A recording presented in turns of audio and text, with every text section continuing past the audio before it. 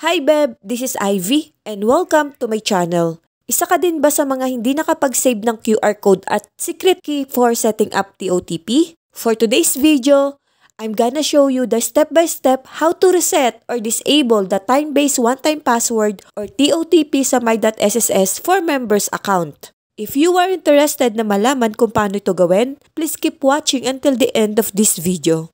Kung bago ka pa lang sa channel ko, I invite you to please do like, share, comment, and subscribe to my channel. Don't forget to hit the notification bell para updated ka sa mga bago kong video gaya nito. Without any further ado, let's get started.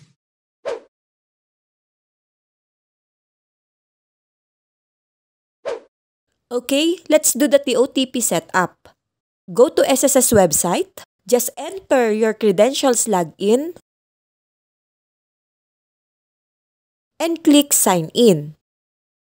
Now, sa bagong update ng SSS, nire-required na po tayong mag-input ng OTP na marireceive sa ating registered mobile number sa SSS.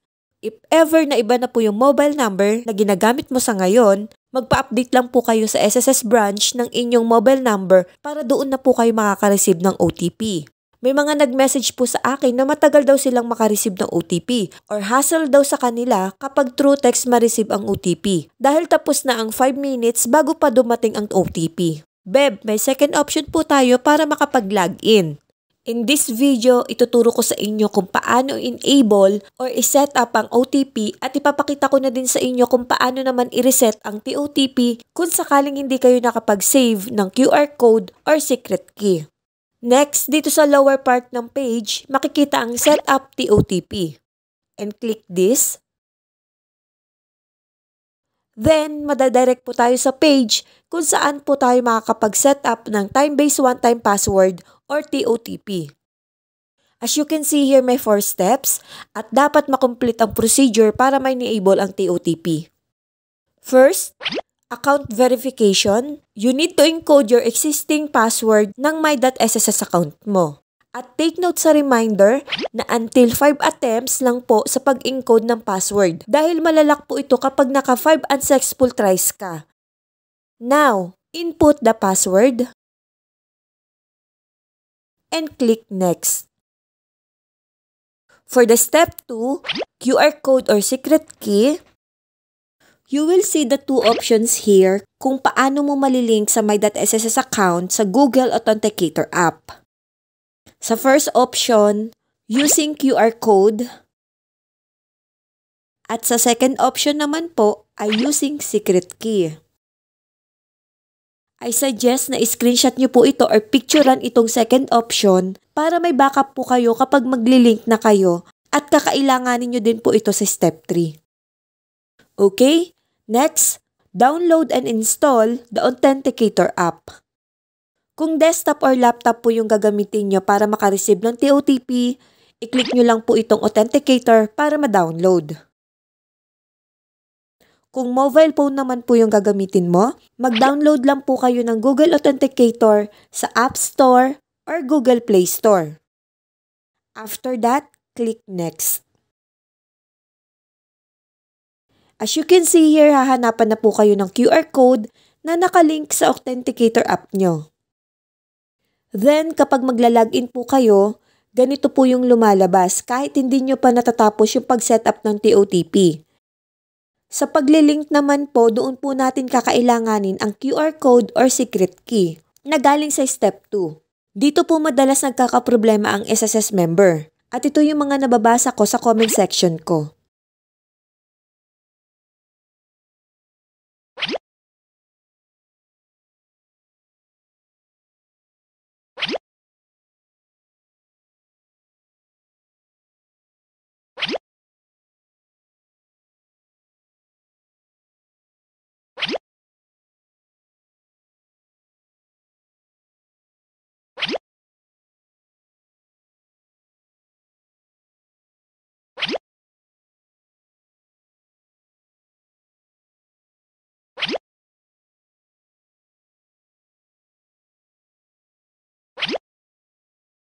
Dahil napakalakas nyo sa akin, ipapakita ko sa inyo kung paano ang gagawin kung sakaling hindi nyo na-save ang QR code at secret key.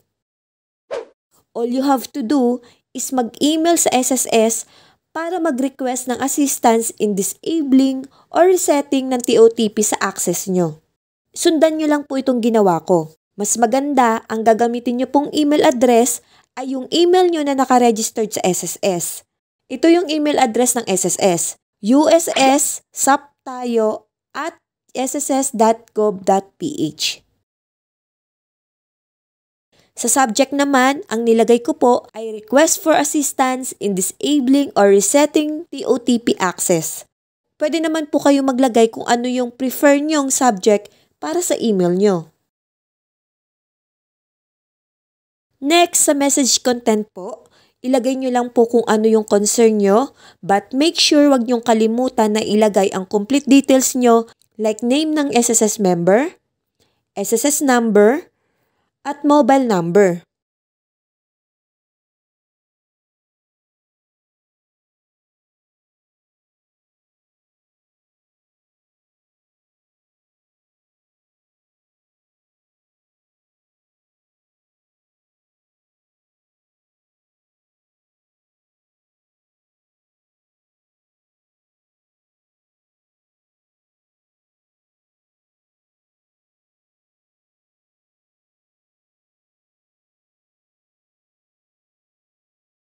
I-attach nyo na din po yung kopya ng government valid ID at selfie na hawak mo ang valid ID for verification purposes. Dito kasi sa una kong email, nakalimutan kong i-attach yung supporting documents ko gaya ng ID tsaka selfie.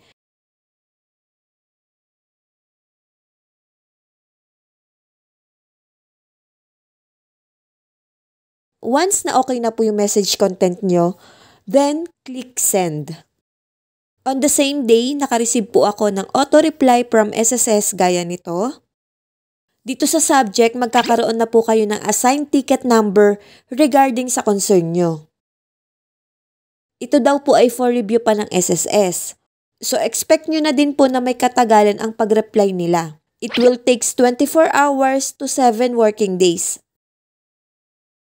After few days, nakareceive na ako ng email from SSS gaya nito.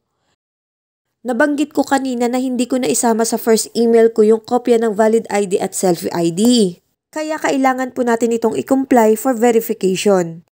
So Beb, please make sure na kapag mag-i-email kayo ay complete details na with attachment. Ito naman po yung sample ng email reply ko. At ito naman po yung inattach ko sa email. To valid ID at selfie photo na hawak yung valid ID for verification purposes. Once na ma-verify na ng SSS ang inyong supporting documents, makaka-receive na din po kayo ng email gaya nito na successfully reset na ang TOTP.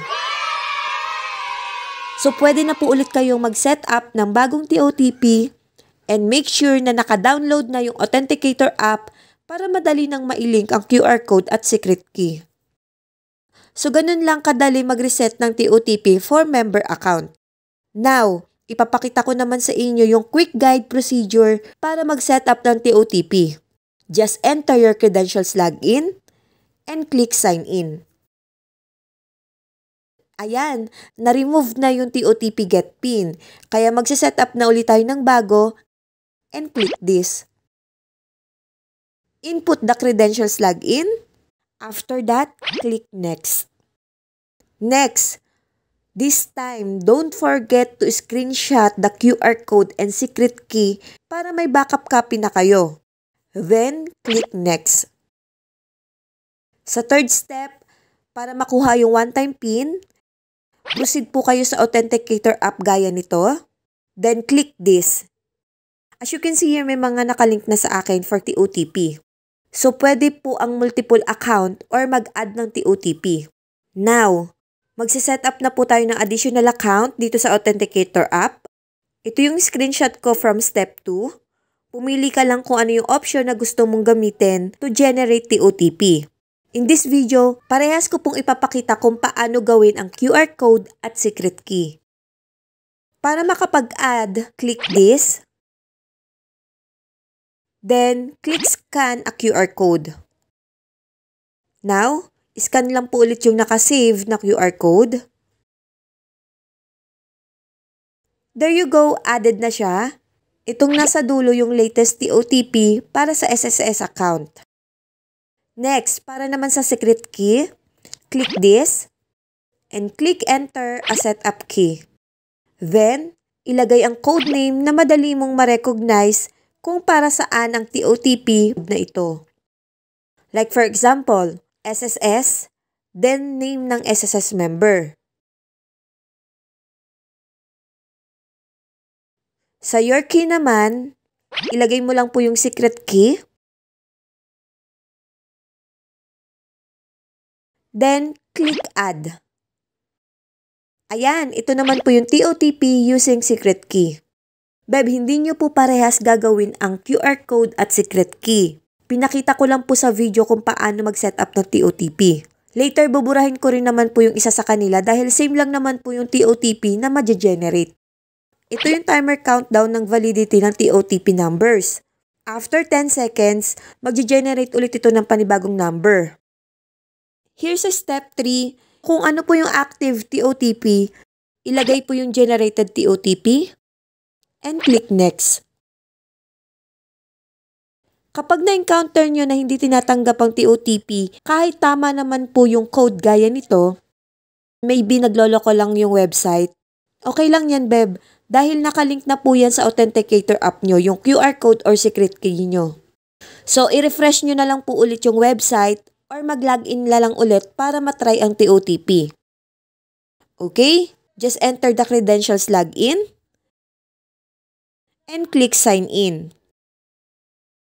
Ayan, may TOTP get pin na. So, ibig sabihin nakapag-setup na tayo ng TOTP. And click this.